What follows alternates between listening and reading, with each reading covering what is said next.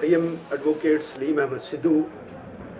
I was licensed in 1972. I had been senior investigation officer also in NAB. I will be talking about the origin of this accountability process in this continent.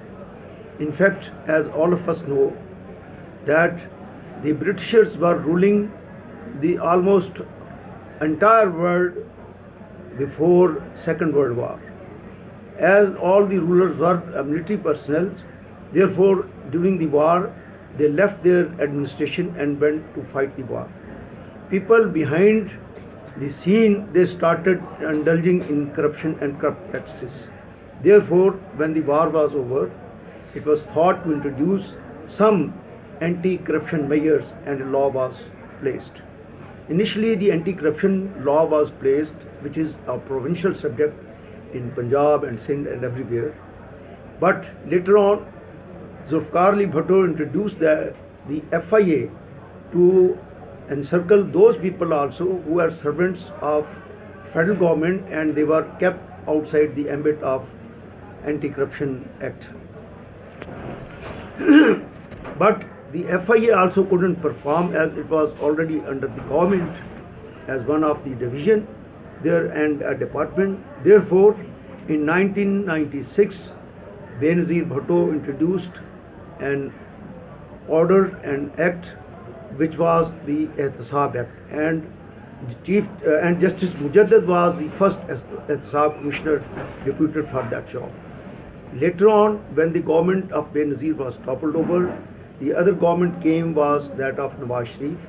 He also introduced the Ehtisab Act in better way, and he placed Saifur Rahman as a chief Ehtisab Commissioner.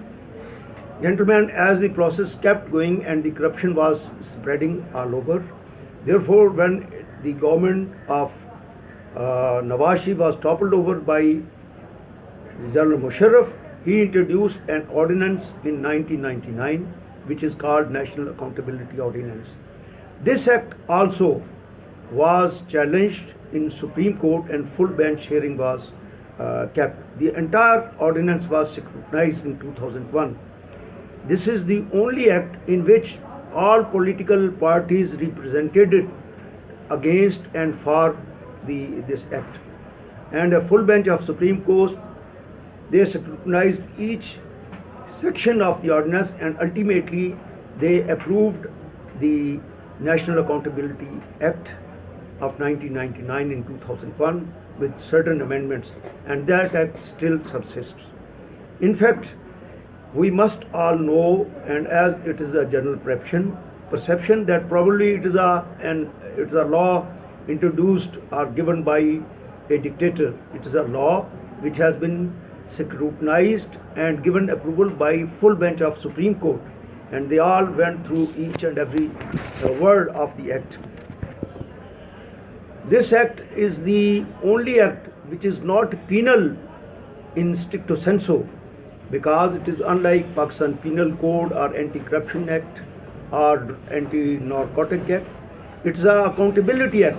The preamble itself speaks that it asks anybody to narrate, to speak, to justify his assets. As this act of state is the responsible to check corruption in the country, therefore everyone is answerable to the state to clarify from where did he got the money. It is unlike other laws where a solid proof is given that who murdered whom, but it's an act which can be asked, unlike that somebody should come and say that first prove in which pocket of my coat is an ill-gotten money. But the state can itself ask that it's a perception that you have some assets beyond mean, explain it, and he has to explain.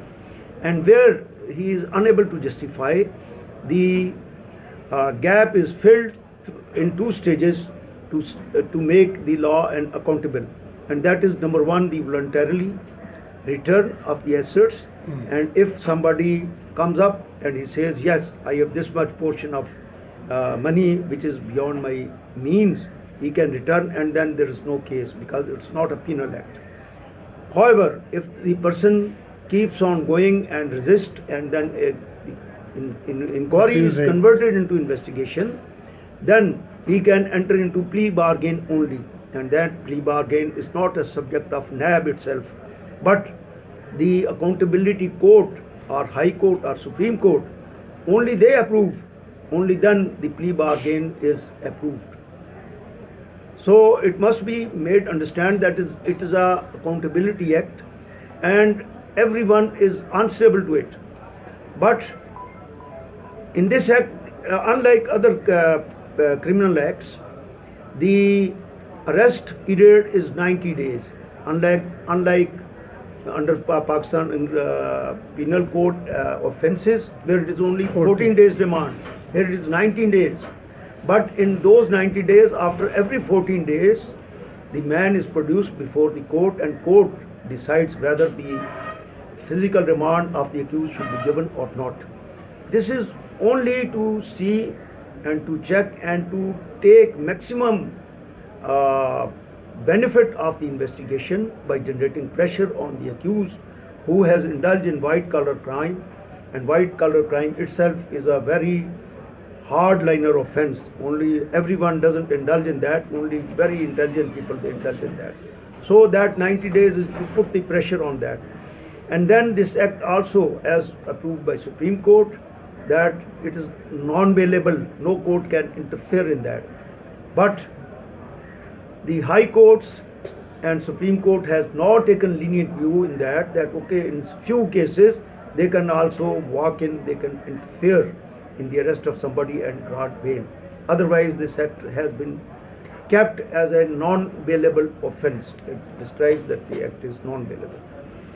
So for this sitting, this message is all right. I will next also talk about accountability, because I have the knowledge to clear perception which is prevailing in general society and common people of Pakistan. Thank you.